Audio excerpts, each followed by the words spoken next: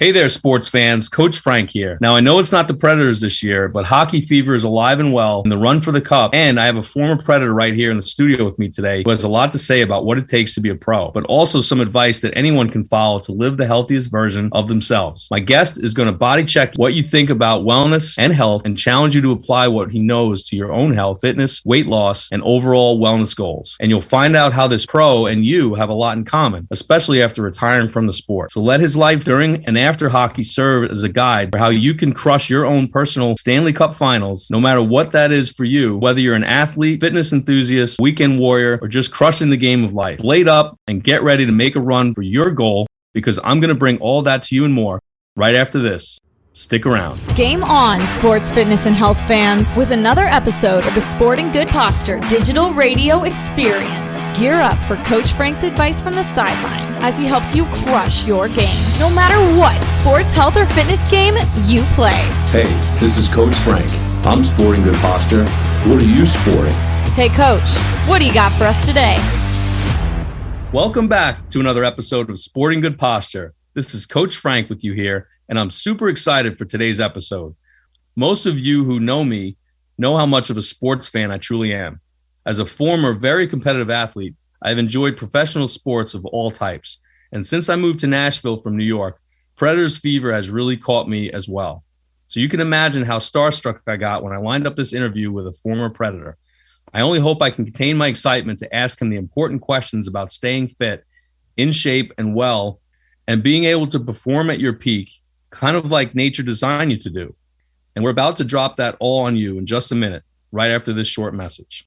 Where do you carry your stress? Whether you carry it in your shoulders, hold it in your neck, or feel it in your back, it's usually not chronic, but it's always annoying. Carrying stress isn't normal at all, but how can you know for sure how the stress you carry can be hindering you? The answer is the Advanced Postural Impact Screening at Ideal Health and Wellness Center. Chiropractic studies have revealed that posture is more than just how straight you stand. It measures spinal and skeletal support of every body function. Poor posture reveals trouble areas in your basic structure, interfering with body function, leading to pain, discomfort, tension, sleep trouble, and even digestive issues and allergies. There isn't a body function that isn't potentially at risk. Dr. Margella conducts the Advanced Postural Impact Screening to trace back postural issues to their origins, which often have been accumulating over your entire life, to find the real reasons things haven't been working their best. And that means everything when you're trying to reach your ideal performance. See where the sources of the stress you carry lie, and find out what you yourself can do about them. Call Ideal Health and Wellness Center at 615-567-6683 now. My guest has been a so-called energy player, providing a snarl and a spark as a diligent checking forward who kills penalties and wreaks havoc in front of the net. He's had a physical style ever since he's joined the league, and he's been known as a scrapper as well as a goal scorer. He appeared in each of the Avalanche's 10 playoff games in 2008 and led Colorado in postseason penalty minutes, but earned a truly special place in franchise lore before Game 2 of the second round series against the Red Wings. He picked up one of the traditional octopi tossed onto the ice by a Red Wings fan, shook it at the Detroit bench, and tossed it back into the stands. The next season, he finished third on the Avalanche with 15 goals. He was also one of only 3 players in the NHL to score at least 15 goals and have all of them come at even strength. He originally signed as a free agent by Colorado. He then was traded to the Nashville Predators. He ended up playing for the Rangers after that for the next few years, and then traded back to the Predators in 2019, and then has been on the Iowa AHL team ever since. As a hockey fan, I've been able to watch him personally while he played for both the Predators and the Rangers over the last number of seasons. A true pleasure to watch him play. So it gives me great pleasure to welcome to Sporting Good Posture, Cody Macleod. Cody, man, welcome to the show today. Thanks for having me today. Appreciate it. You know, I'm a huge Predators fan now. I've lived in Nashville for 15 years. I grew up in New York, so I've been a hockey fan as well for a long time. And you've actually played for my 2 favorite teams, the Rangers and the Predators.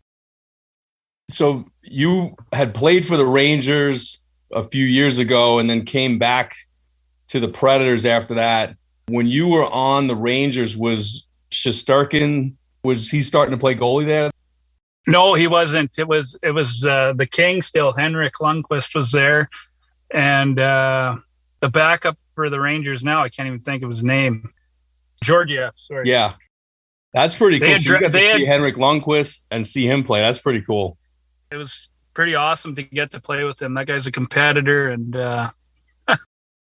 he's awesome. It's too bad he never got a chance to win a cup there. He had a couple. I know they went to the finals the one year, but Shesterkin had just got drafted, and I remember when I was playing there, everybody was talking good things, but I don't think anybody expected this kind of year out of him. He's been awesome.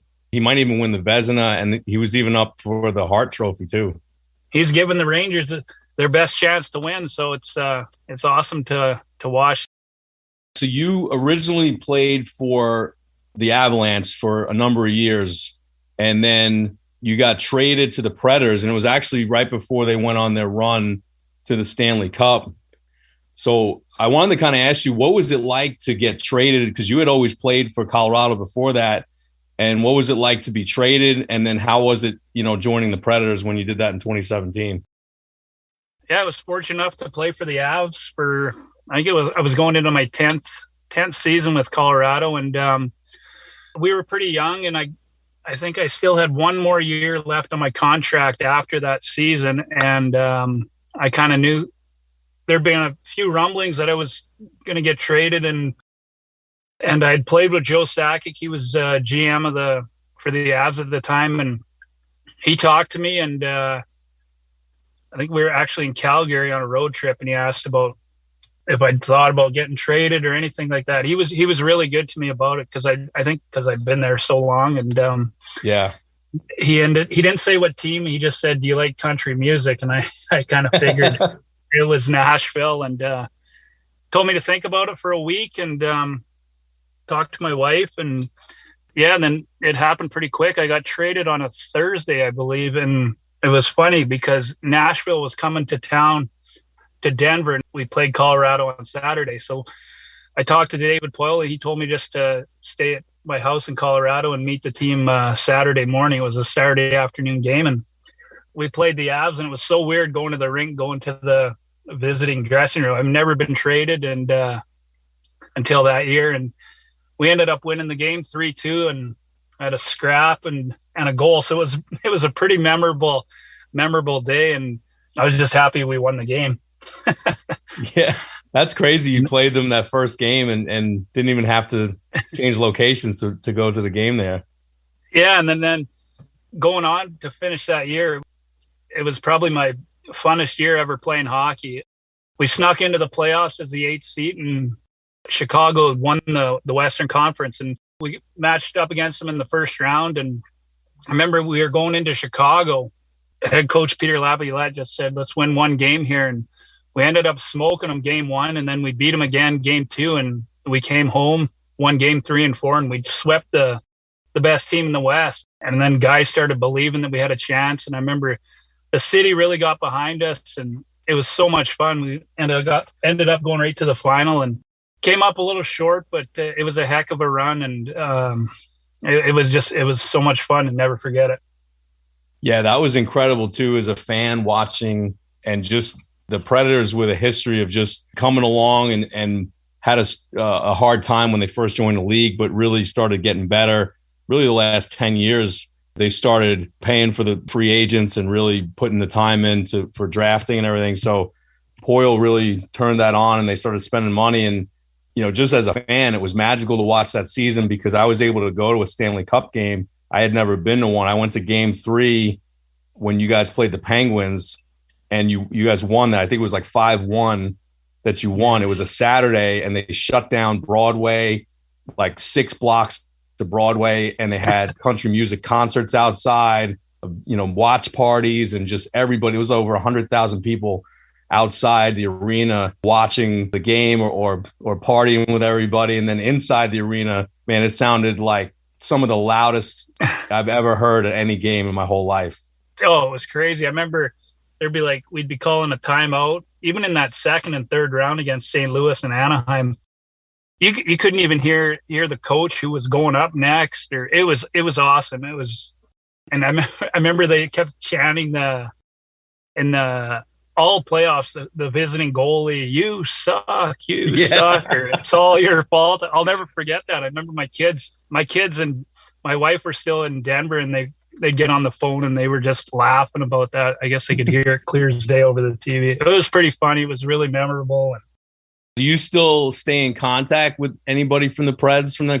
I do, yeah. Still stay in touch with quite a few of the guys. There's probably only, I don't know, maybe a handful of guys still left on that team. Maybe a few they more, moved but a lot of guys. Lots of good friendships. Still get on the course with them once in a while, and it's always fun to run into the old boys. I tell you, I just have a good time going to Preds games. You know, New York, when I would go to MSG when I was younger and go to Rangers games, it was a lot of fun. It was just a cool arena. But going to Preds games was like a different kind of feeling. It was a different kind of atmosphere. I felt like it was even more exciting, and the fans really got into it more. You know, the organ player and the fans would chant along with that, and then the chants they do throughout the game. It's just like a cool experience to go to a game in Nashville. Really different than any place I've been, you know, watching hockey before that. Yeah, as a visitor, when I played for Colorado, and we used to play Nashville all the time, I never thought it was that loud of a building. But that year in the playoff, and we'd clinched all the series at home, round 1, 2, and 3, and man, it was deafening in there. Like your ears would be hurting after the game because it was so loud in there. It was pretty special for sure. So you've always been a physical type player. You know, you're always mixing it up with guys, checking people, you know, getting in fights and everything. How have you been able to stay healthy all these years? Because a lot of guys can't really go that many years playing hockey because it's such a violent and fast sport. So what have you done over the years to maintain your health so you've been able to play this long? I love to work out, and I don't know if it's a mindset, but I always feel the harder you work and the more you put into it, the best chance you have at surviving out there, I guess. But and I do put the work in the summer and enjoy doing that part of the game too. But I am getting older, so I think I probably did play my last year, but we'll see. My kids are getting older, so it's hard to say. Yeah. Do you ever do any kind of chiropractic or massage or acupuncture or anything like that throughout the season, or as you've gotten later in your career, do you feel like you've had to do that more than you did earlier in your career? Yeah, definitely more. I think we're probably right around when I got to, I don't know, the age of 30. I started doing a lot more stretching.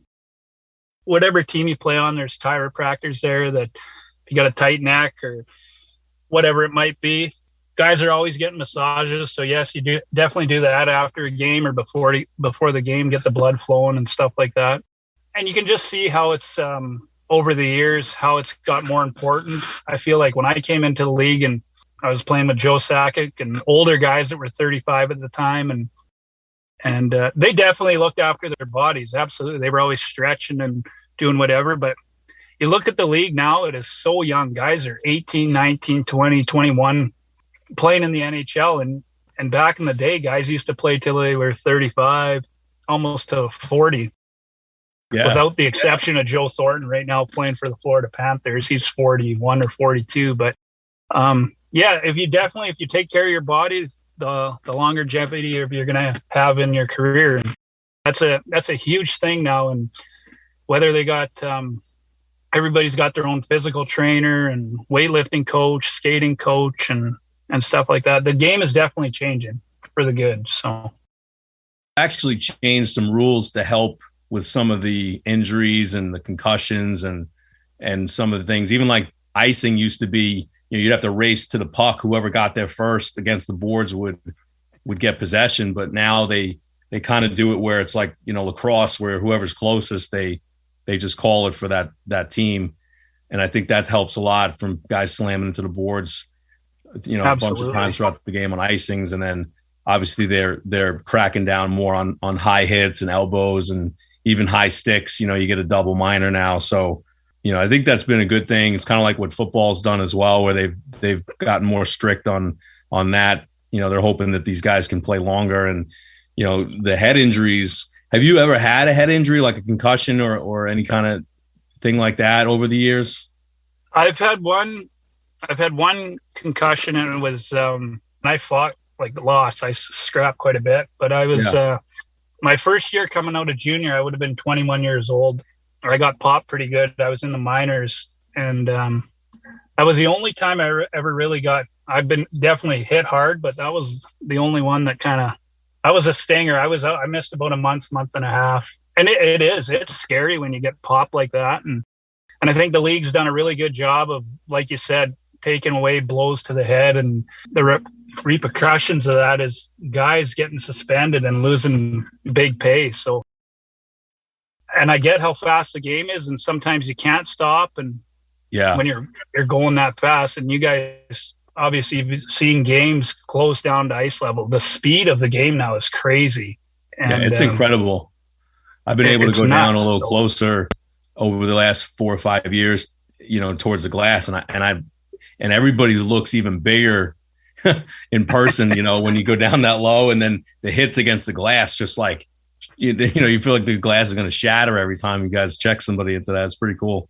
There's still quite a few injuries, but not nearly as much as there was probably 10 years ago or even 5 years ago. So it's good to see.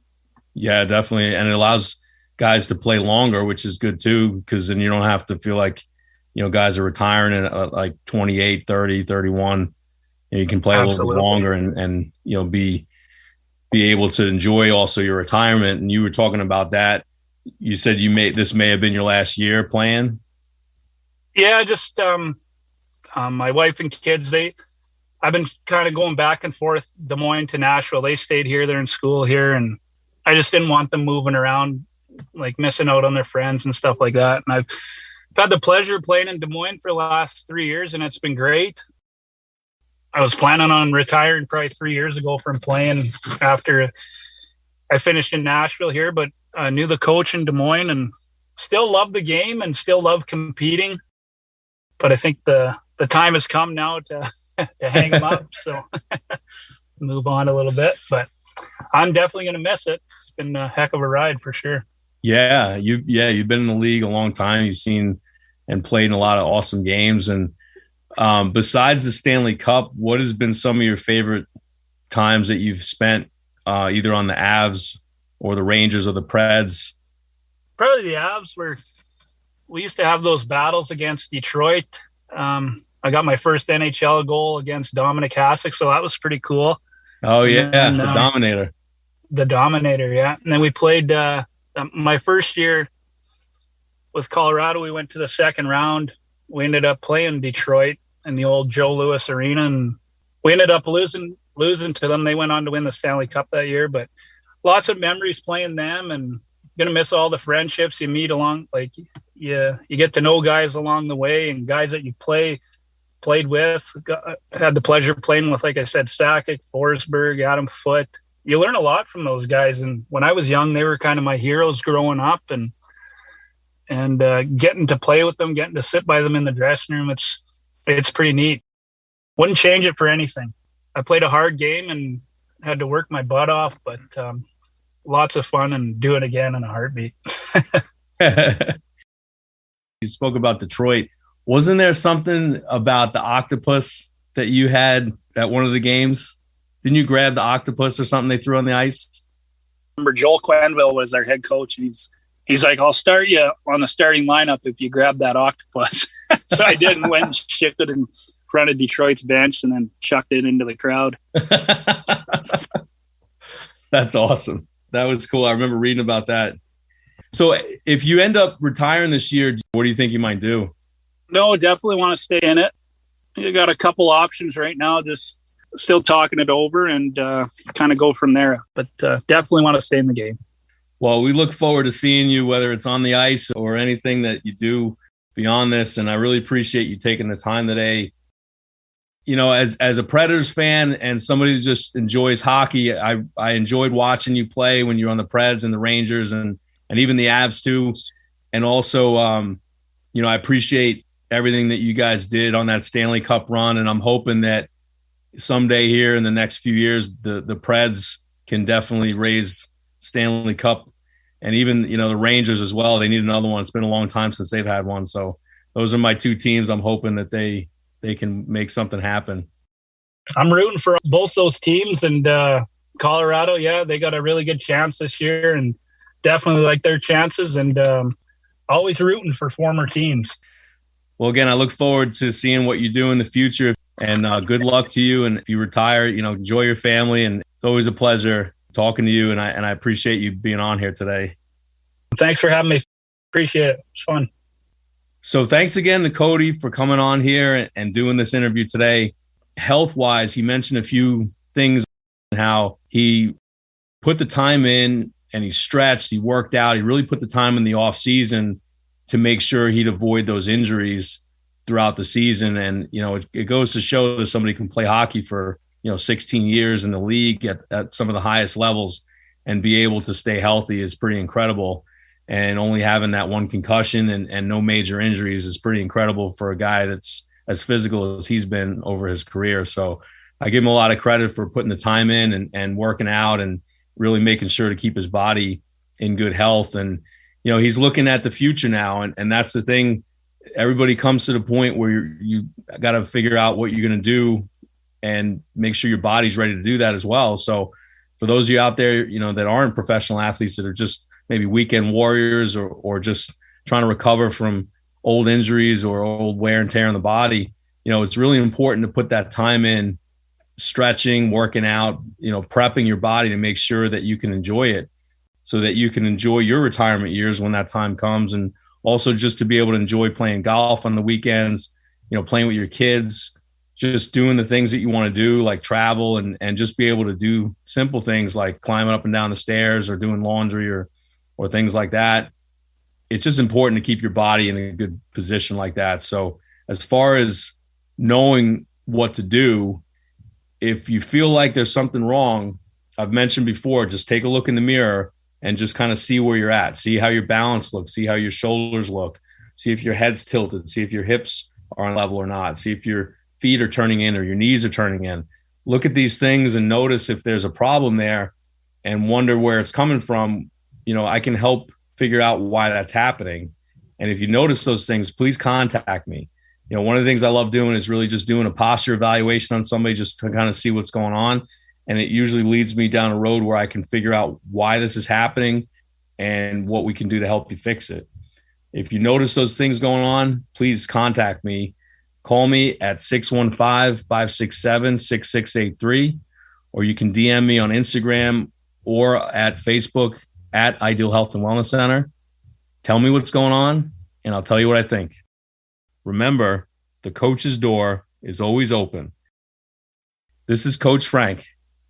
I'm Sporting Good Posture. How about you? The Sporting Good Posture Podcast is a broadcast wellness production powered by Ideal Health Wellness Center. All content copyright 2021. All rights reserved. Executive producer Frank Sardella. Coach Frank appears courtesy of Ideal Health Wellness Center in Franklin. For more information, visit sportinggoodposture.com and follow Coach on Instagram at sportinggoodposture. Sure, and I hope you're considering the future, Mr. Eastwood. I think about it all the time.